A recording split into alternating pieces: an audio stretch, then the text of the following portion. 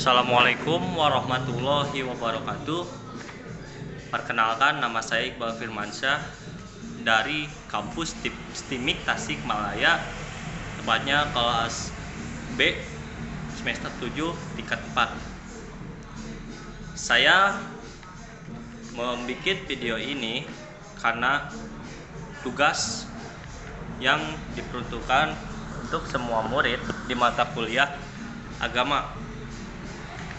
Dosen yang bersangkutan yaitu Bapak Iman Sandisi, MPD. Saya di sini ditugaskan untuk memberi tanggapan terhadap satu materi, yaitu materi yang berjudul Kontribusi Islam dalam pengembangan peradaban dunia. Ya, tentu saja kita semua tahu bahwa Islam berperan penting dalam semua aspek di dalam dunia ini. Contohnya dalam hal ilmu dan pendidikan lah. Terus tentang agama sudah pasti, tentang ekonomi, lalu tentang kehidupan di dunia ini, ya semua aspek yang ada di dunia ataupun langit, dan alam nyata dan gaib juga. Tapi di sini saya akan memberi tanggapan dalam pengembangan peradaban dunia ini. Ya, kita tahu peradaban dunia ini sudah ada semenjak Rasulullah SAW lahir di dunia ini. Itu dimana era kemajuan Islam di dunia. Seperti ada dalam materi itu, bahwa kemajuan Islam itu tepatnya ada di abad 7 Masehi, yaitu di mana masa Rasulullah Shallallahu Alaihi Wasallam dan sampai Bani Utsmani di Istanbul, yaitu abad ke-19 Masehi. Itu di mana abad yang mungkin maju untuk dalam segala hal, terutama untuk bidang ekonomi yang diperuntukkan dalam ajaran agama Islam, entah itu cara berdagang, bertransaksinya, lalu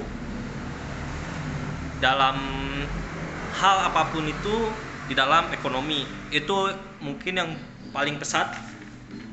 Dan lalu ke pendidikan dan politik. Kita tahu politik agama sangat adil, dan mungkin ya kalian tahu kan sejarah Islam di masa lalu, terutama saat dipimpin oleh Rasulullah Shallallahu Alaihi Wasallam. Saya sangat setuju ya, karena aspek Islam di dalam peradaban dunia ini sangat penting dalam segala aspek. Karena Islam itu sesungguhnya sangat baik bila kita menerima dengan baik. Kalau saja agama yang mungkin kalian tahu, agama yang hampir sama mungkin seperti agama Kristen, yang mereka sesungguhnya setelah saya baca itu ternyata Kristen lebih maju terlebih dahulu sebelum Islam, terutama di Barat.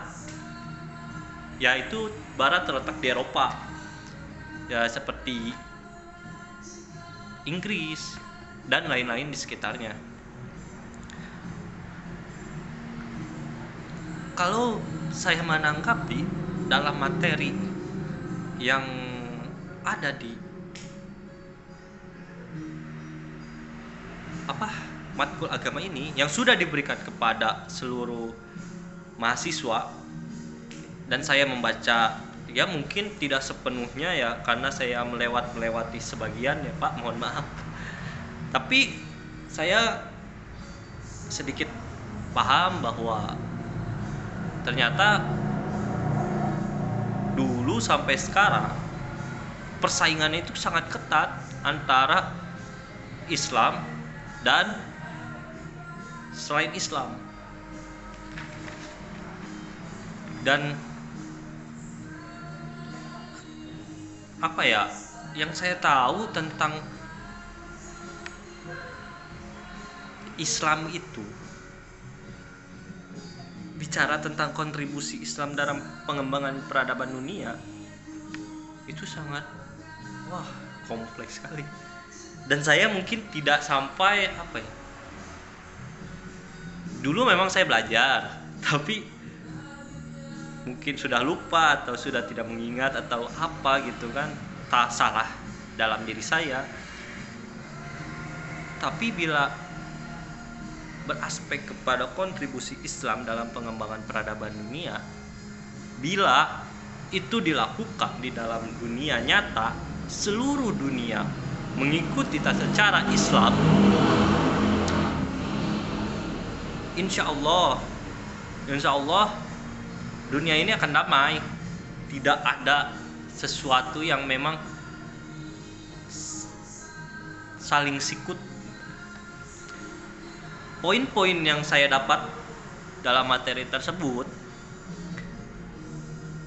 yaitu tadi masa Rasulullah di Madinah abad ke-7 itu tentang kemajuan Islam, sampai Bani Utsmani di Istanbul abad 19 Masehi.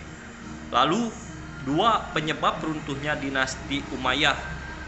Ini sangat dan mungkin salah satunya atau mungkin awal dari sini mulai runtuhnya kemunduran peradaban Islam menurut saya,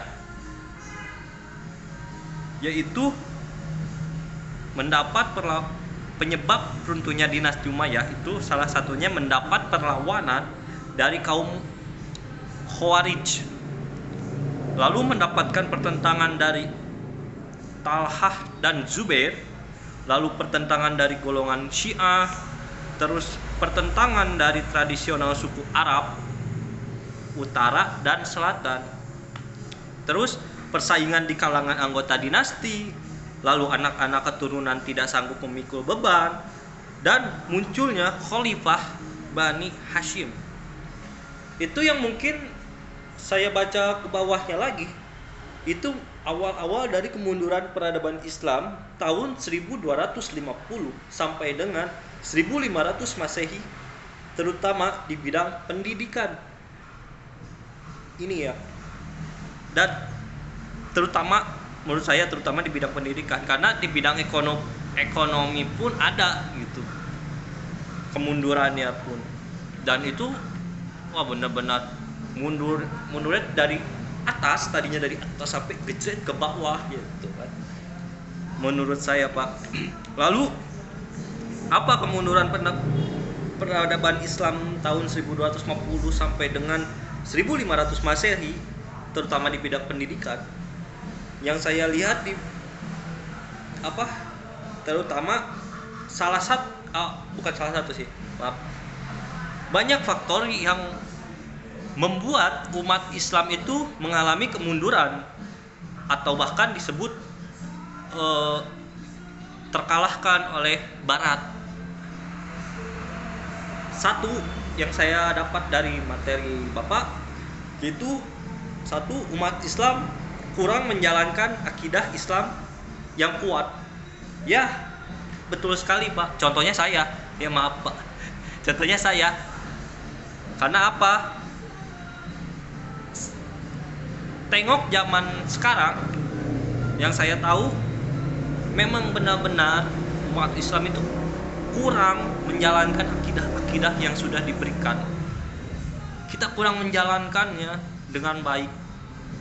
Itu yang sangat ya mungkin menandakan ya, saya tidak tahu, tapi banyak ciri-ciri faktor yang mungkin apa ya,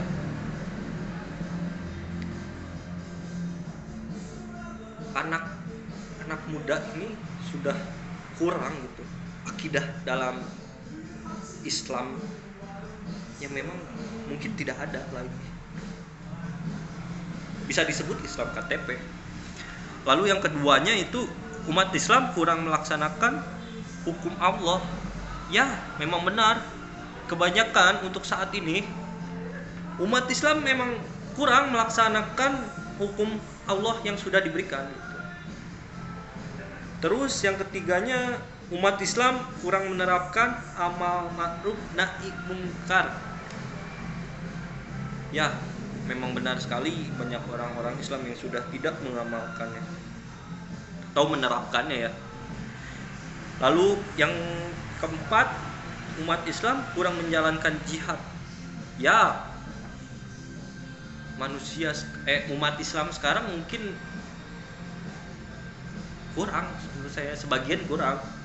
Dan ada lagi mungkin kelompok-kelompok tertentu umat Islam yang menyatakan bahwa mereka jihad tapi dengan cara yang salah menurut saya. Ya contohnya seperti teroris gitu kan. Itu kan kita tidak tahu apakah itu sebuah Islam atau bukan, ataukah itu orang yang didoktrin atas mengatasnamakan Islam. I don't know. Lalu yang kelima, umat Islam terjebak dalam keduniawian. Ini selalu ya, untuk saat ini benar sekali Pak. Karena apa? Sekarang terlalu mengejar dunia, tapi akhiratnya tidak ada. Mereka kurang minta kepada yang maha kuasa.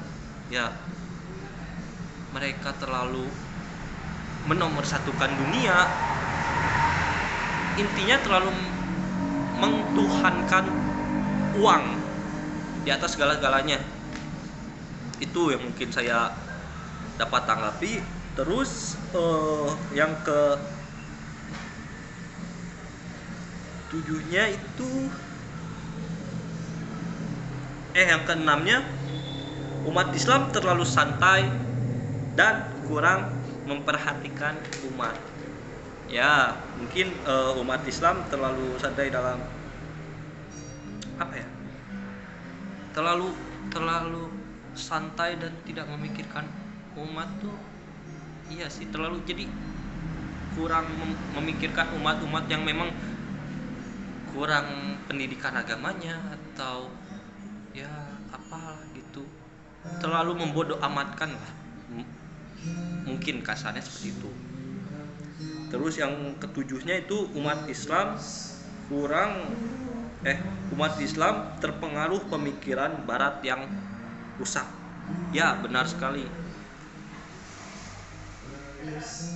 Barat itu ya memang pemikirannya diambilnya tuh yang rusak-rusak tuh.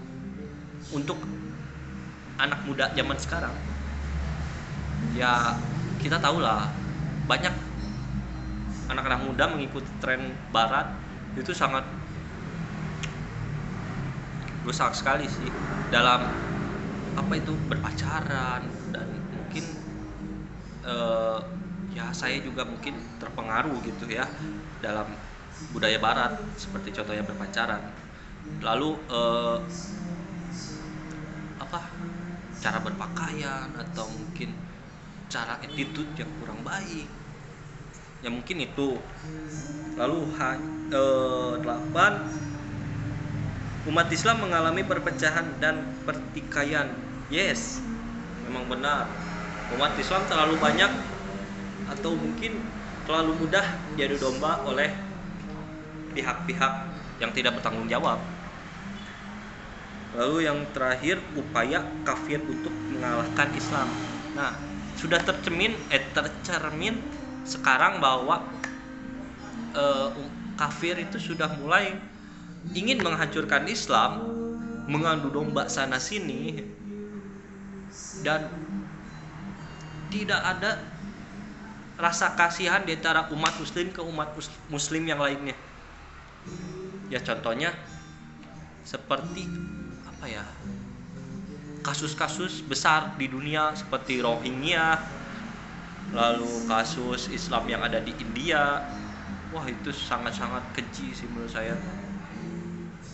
Dan apalah daya kita sebagai, ya mungkin saya gitu emang kurang untuk memperhatikan juga. Ada di poin yang keenam itu. Dan menurut saya sekarang ya, kita sebagai umat Islam, terutama anak muda yang ada di Indonesia, terutama di Tasik terlebih dahulu, ya saya berharap semoga ajaran-ajaran Islam bisa kembali mendunia dan sangat karena kalian tahu lah, banyak peneliti dan ahli-ahli dan profesor pun banyak yang mengakui bahwa ajaran-ajaran Islam itu sangat penting, itu sangat banyak pengetahuan itu dari Islam. Banyak juga kan profesor-profesor yang mu'alaf. Itu sih, sekian dari apa yang saya bisa tanggapi di dalam materi tersebut.